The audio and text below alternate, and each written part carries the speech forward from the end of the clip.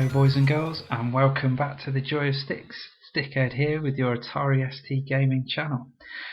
Now I thought I'd crack on with another of my 10 favourite Atari ST games. What we had so far, number 10 was Sensible Soccer, number 9 was Populous, then it was Oids, then Lemmings, and then Llamatron. So that leaves us now in number 5, and as you can tell, it's Super Sprint. Now, funnily enough, I mean it was about 7 months since I started this top 10, but already I'm having second thoughts, especially about the number 10. Not sure if Sensible Soccer should be there or not, but never mind. I've got friends that would disown me for saying that, but there you go. So many games I've left out, but I won't tell you what they are because ruins the surprise a little bit, doesn't it? Anyway, let's crack on with Super Sprint, shall we? Now this is a conversion of Atari's own arcade, and unusually it seemed that most of the Atari arcades were converted by Tengen, or Tengen, I'm not sure how you say that. Games like Klax, Paperboy, Hard Driving, they were all pretty good conversions, but for some reason Atari decided to go with a different company for this, and it was Electric Dreams. And I'm really happy that they did, because it's an absolute cracker of a conversion.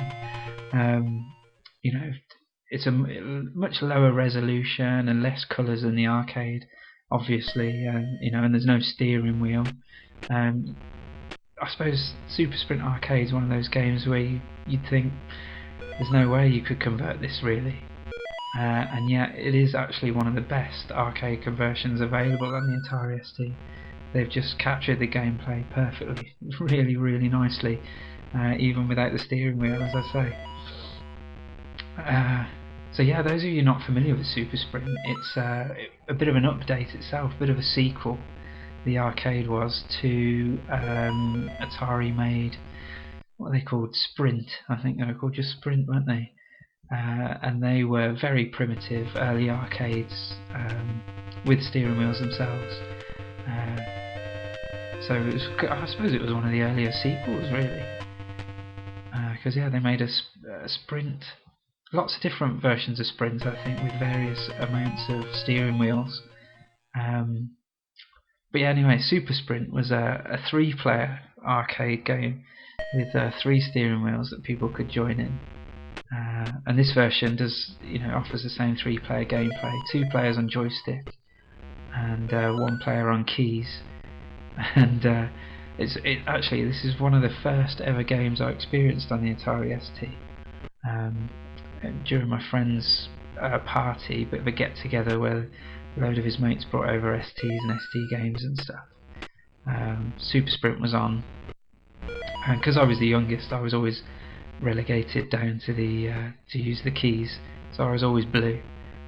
But as it happens, I actually prefer using the keys, so I'm playing as blue at the moment, and I'd rather play it on the keys. It seems a bit more of a precise way of playing. He says bouncing off many walls and exploding.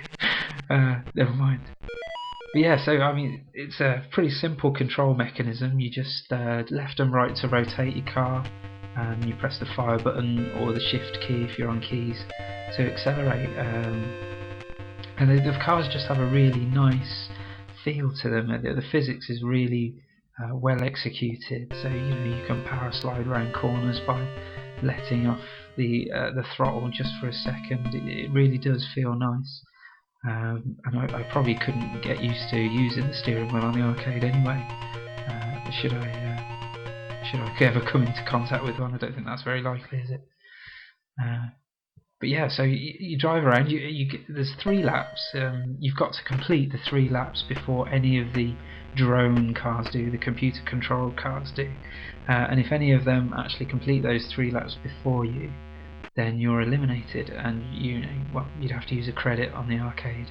In this game, you just press the fire button, and it's pretty much starting again with a vanilla car and 0 points. Yeah, so there's 3 drone cars at the moment because I'm playing on my lonesome.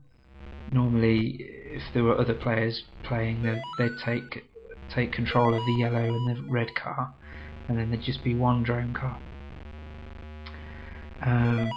As it is, the green is the fastest drone car, and then yellow, and then red, and then blue if he was a drone car. Blue is ridiculously slow. He even takes the wrong route on some of the tracks, but there you go. Yeah, so there are numerous things to help you on your way. You might have spotted so far that there are points dotted around the track that you can pick up, and there are also spanners. If you collect 4 of those spanners, then you can upgrade your car. And I don't know if you noticed, but you might have seen me purchasing an extra top speed boost, which, you know, I don't particularly need it at the moment. As you can see, the drone cars are well behind, but there you go, I've got a spanner there. Yeah, well behind, not proving much of a challenge at the minute, but as it goes on, as I go through the tracks, they do get faster and faster until it gets to the point where it's, you know, pretty much impossible to beat them.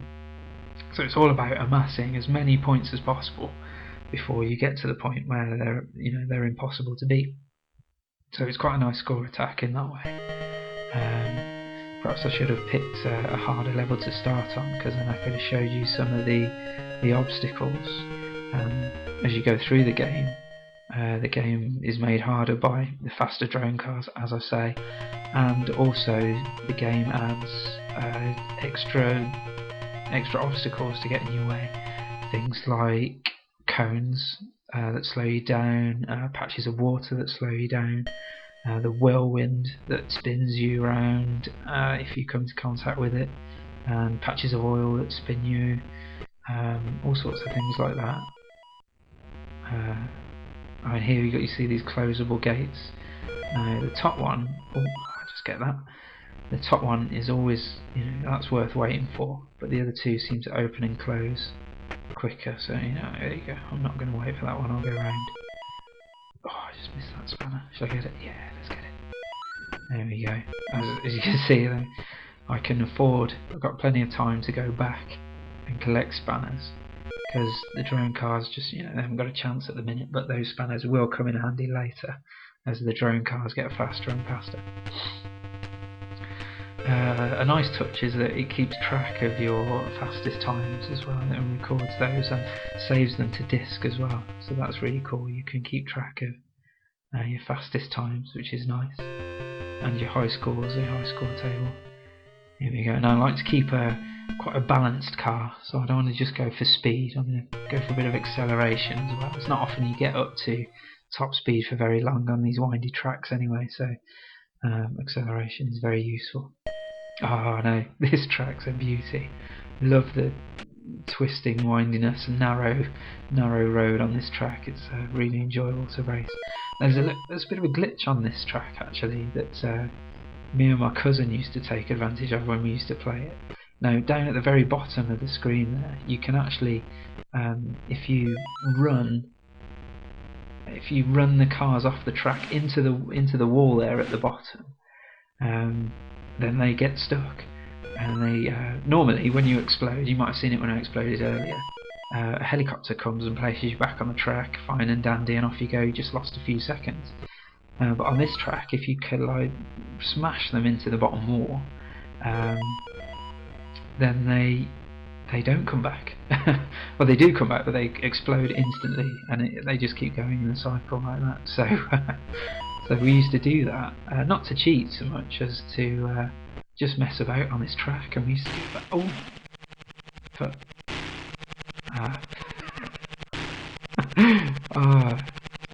irony upon ironies. I seem to have perpetually smashed myself. Oh, yeah, sorry about that. This is because I'm hammering shift over and over again to try and get out of this. Windows thinks I want sticky keys on, helpfully. Don't seem to be able to get out of this. Yeah, so anyway, that's what we used to do to the computer opponents, and that would enable us to mess about on this track, because obviously they couldn't finish the race, so we could spend as much time as we wanted just racing about. We'd play games of TIG, right, Windows, Kino. We played games of TIG, and if I click no, it means no. Oh, there you go. Look, see the drone cars finished the race before me. So look, second place, not good enough. That means I'll have to start again, and I'll lose all my points and all my upgrades and things. But yeah, so smashing the computer opponents into the bottom there. Used to enable us to mess around. We used to play TIG. We used to race to see who could get the bonus points and the spanners and things. We'd play that one track for hours and hours and hours. It's probably why this game is indelibly marked in my head, and why I still love it to this day. Oh, this is a great track. I keep an eye out. One of the cars, one of the computer cars, I can't remember which colour. There you go, yellow. He decides to go around that twice. I think blue does it as well if he's not being controlled by a human.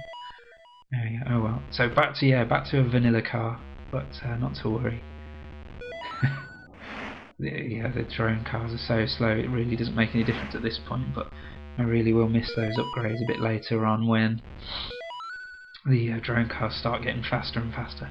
Oh, but yeah, you can see there's the obstacles are starting to appear now. On that last track, I fell foul of the oil slick.